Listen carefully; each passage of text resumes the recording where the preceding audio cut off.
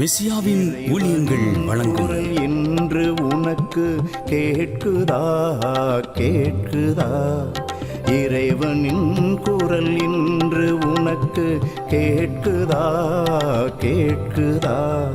திரும்பி வா மனம் திரும்பி வா, இறை இயேசுவின் பதம் விரைந்து வா. தந்தை, மகன், தூய ஆவியின் பெயரால் ஆமென். எங்கள் அன்பு தெய்வமே, உம்மை போற்றி புகழுகிறோம். தெய்வங்களுக்கெல்லாம் மேலானவரே, உம்மை ஆராதிக்கிறோம். எங்களை முழுவதுமாக உமக்கு ஒப்புக் கொடுக்கிறோம்.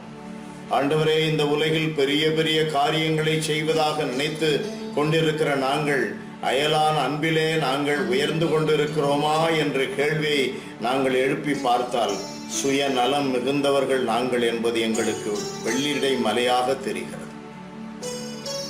அப்பா, எங்கள் அருமை கடவுளே, நீர் போதித்திருக்கிற, வலியுறுத்தி சொல்லி இருக்கிற இறை அன்பு, அயலான் அன்பிலே நாங்கள் வளரச் செய்தருள்.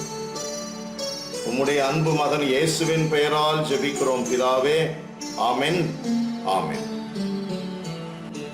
புனித லூக்கா எழுதிய பரிசுத்த நற்செய்தியிலிருந்து வாசகம். 14ஆம் அதிகாரம் 3-4 வசனங்கள். இயேசு திருச்சட்ட அறிஞரையும் பரிசேயரையும் பார்த்து, ஓய்வு நாளில் குணப்படுத்துவது முறையா இல்லையா என்று கேட்டார். அவர்கள் அமைதியாயிருந்தனர். இயேசு நீர்க்கோவை உள்ள அந்த மனிதனின் கையை பிடித்து அவரை நலமாக்கி அனுப்பிவிட்டார். இது வாழ்வு தரும் கிறிஸ்துவின் நற்செய்தி. கிறிஸ்துவே உமக்கு புகழ். இயேசுவின் இணையற்ற பெயரில் எனக்கு மிகவும் பிரியமானவர்களே, உங்களுக்கு என்னுடைய அன்பு நிறைந்த வாழ்த்துக்கள், வணக்கம். அன்பானவர்களே, விடுதலை பயண நூல் 20:11 நாம் வாசிக்கின்றோம். ஓய்வு நாள் வருகிற வேளையில் வேலை செய்யக்கூடாது. இதை மிக மிக சீரிய முறையிலே எடுத்துக்கொண்டவர்கள் அந்த நாளிலே எந்த வேலையும் செய்யக்கூடாது. பரிசேயர்கள் எந்த அளவிற்கு சட்டங்களை வகுத்து கொண்டார் என்றால் 300 அடிக்கு மேல் ஒரு மனிதன் நடந்து போகக்கூடாது. அது ஓய்வு நாளில் நடந்து செல்லக்கூடிய தகுதியான தூரம் என்றெல்லாம் குறிப்பிட்டு வைத்திருக்கிறார்கள்.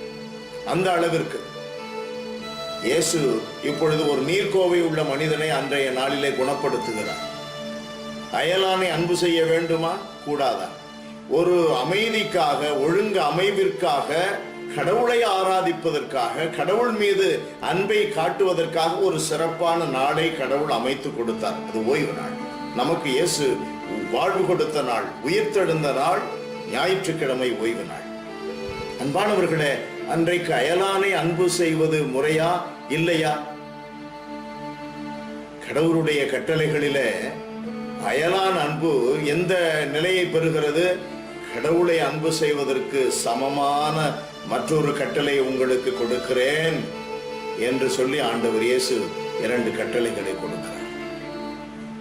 God bless you. Praise the Lord.